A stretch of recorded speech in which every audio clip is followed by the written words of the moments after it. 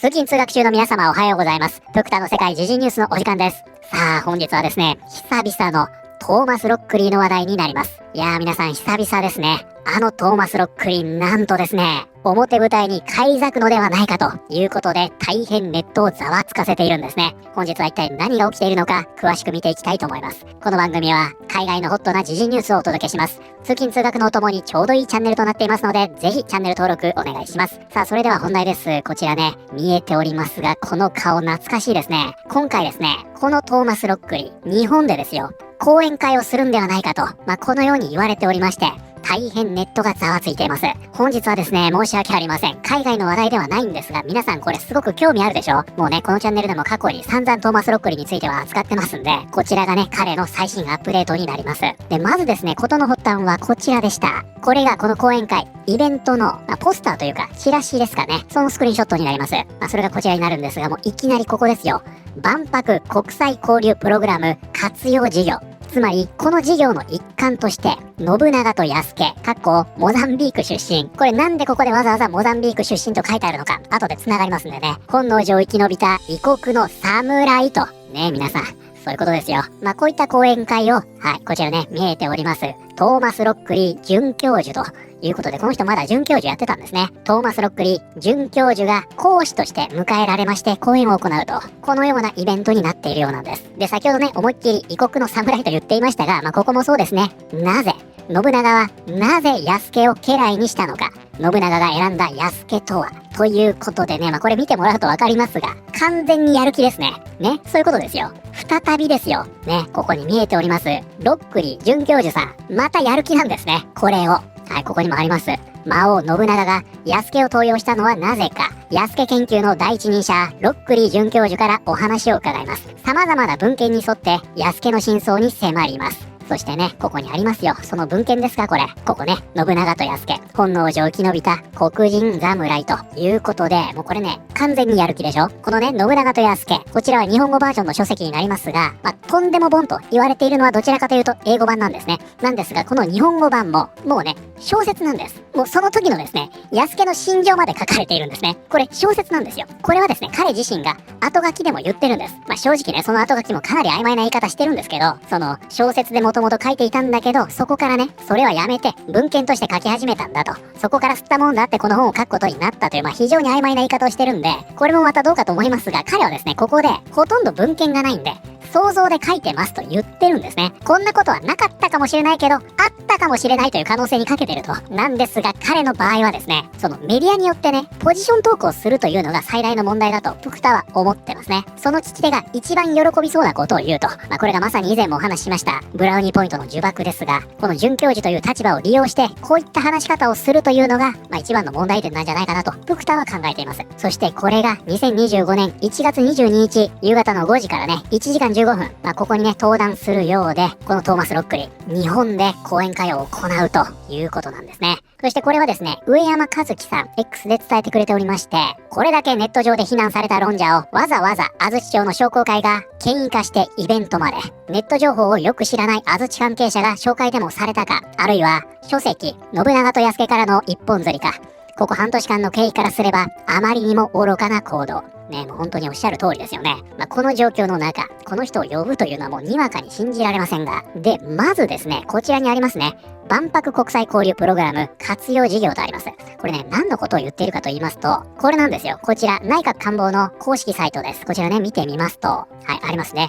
万博国際交流プログラムについて、内閣官房では大阪・関西万博を契機に全国各地域において地域住民と万博参加国、地域の関係者が地方公共団体の事業を通じて継続的に国際交流していくための枠組み、万博国際交流プログラムを令和6年から令和7年度にわたり実施。参加国、地域との相互理解や国際交流を通じた地域の課題解決、活性化などの取り組みを支援します。ということでこちらのね、万博国際交流プログラムというのは、2025年に開幕します大阪・関西万博ですね。これを開催するにあたって国際交流していきましょうね。そして内閣官房ではこれを支援していきますよ。こういったものなんですね。つまり、このプログラムを活用して、今回1月22日にトーマス・ロックリーを迎えたイベントを開催すると。そしてこちら、当たり前ですけど、当然のごとくネットで大変物議を醸しまして、こちらにもね、そのイベントのサイト、リンク貼られているんですが、はい、見てください。現在ですね、この安土町商工会、このページ、削除してしまいました。で、こちらがね、そのホームになるんですが、安土ウェブとありますね。これが安土商工会の運営しているサイトということになっているようですね。現在こちらのね、トーマス・ロックリーのイベントページは削除されています。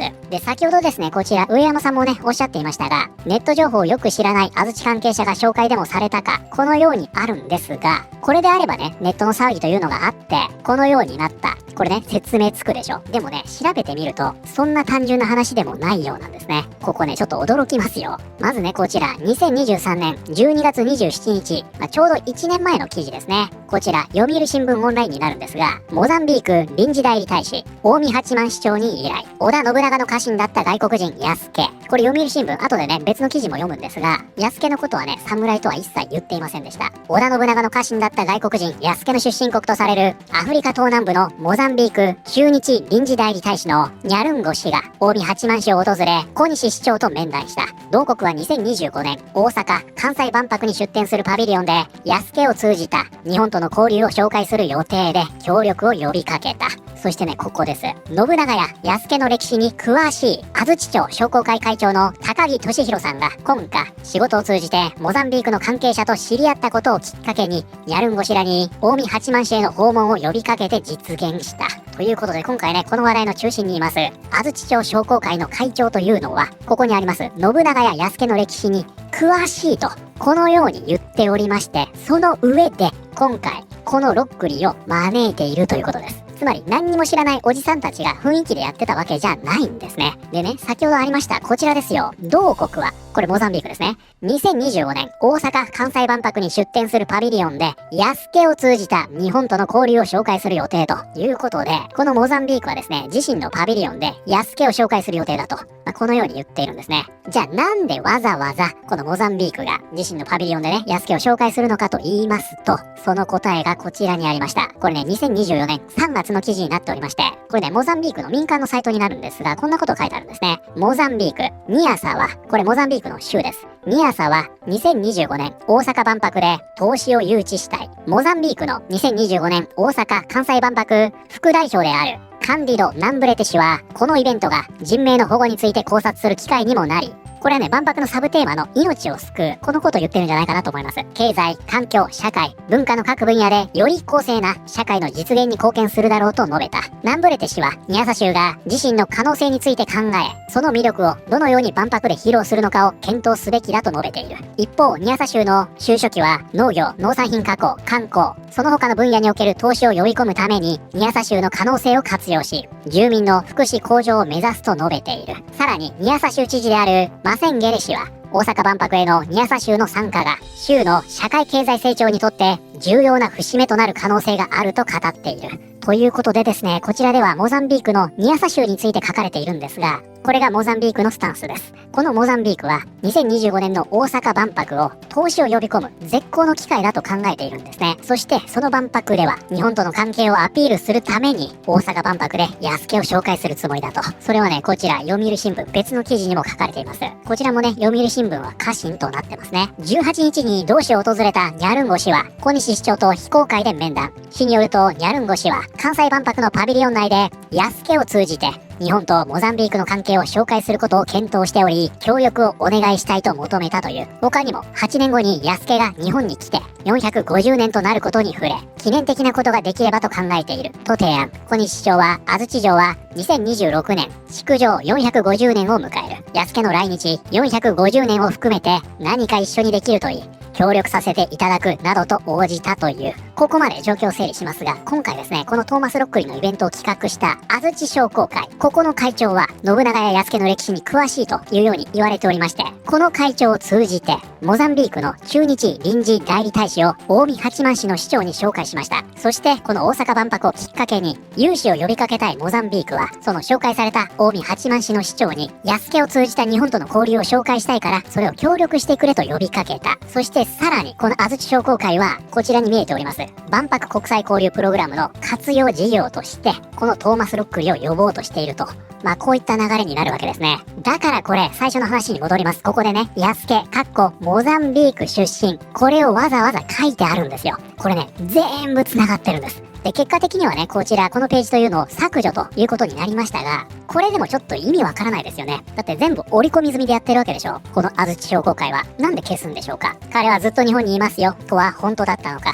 誰か全くの初心者のふりして参加してレポしてほしい。おそらくこれね、ページがなくなったというだけで開催するでしょうからね。ロックリーが税金使って嘘ばらまくらしい。安家の偽歴史を長年にわたって捏造してきたロックリーじゃないか。しかも万博国際交流プログラム活用事業ってなんだよ。大阪万博を安家関連の歴史捏造に使うって当該ページが削除されている模様。商工会は公的な性格が強い機関であり、実現すれば大問題。問い合わせフォームがあるので、思うところがある方は連絡を入れてみるのもいいだろう。政府が関わってますね。こちら先ほどの内閣官房のページです。でね、ここにあるんですね。はい。滋賀県、近江八幡市、モザンビークと。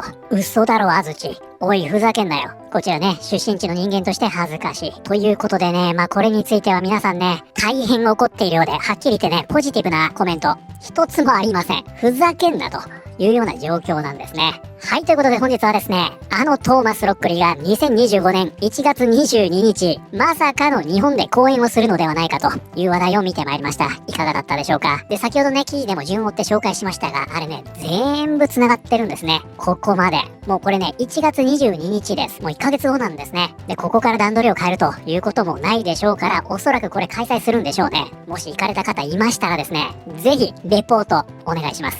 皆さんはこれについてどのように思われたでしょうか。ということで本日の動画は以上になります。この動画良かったよと思っていただいた方、ぜひチャンネル登録、グッドボタンお願いします。それではまた通勤通学中にお会いしましょう。